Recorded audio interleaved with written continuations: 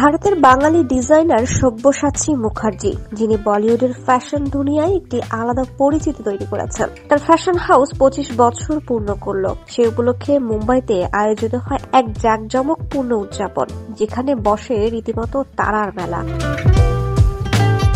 এ সময় তারকাদের মাঝে উপস্থিত ছিলেন আলিয়া ভাট, অনন্যা পান্ডে, অদিতি রাও, সোনম কাপুর সহ আরো অনেক বলিউড তারকা। উৎসবের প্রধান থিম ছিল অল ব্ল্যাক, যেখানে প্রত্যেকের পোশাকের মধ্যে ছিল অনন্য স্টাইলের ছোঁয়া। এদিন অনন্যা পান্ডে পরেছিলেন সোনালী পলকা ডটের নকশা করা একটি কালো মিনি ড্রেস, যা একেবারে 60 থেকে 70 দশকের গ্ল্যামার ঝলক এনে দিয়েছিল।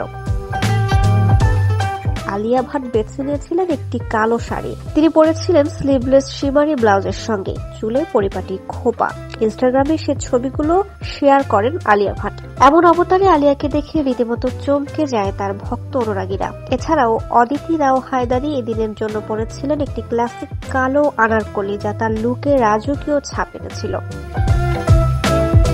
অন্যদিকে সোনম কাপুর একটি কালো গাউন এবং সর্বরী ওয়াক কালো শাড়িতে নজর কেড়েছিলেন। সবিতা ধুলিপালার কালো এবং সোনালী গাউনও ছিল আলাদা করে প্রশংসাযোগ্য। এদিন অনুষ্ঠানে উপস্থিত সকলেই পরেছিলেন সব্যসাচীর ডিজাইন করা পোশাক, ফলে তার সৃজনশীলতার ছাপ প্রতিটি লুকেই স্পষ্ট ছিল। শোয়ে আসা প্রত্যেক তারকা এরই মধ্যে আলোচনার কেন্দ্রে রয়েছেন সামাজিক যোগাযোগ মাধ্যমে।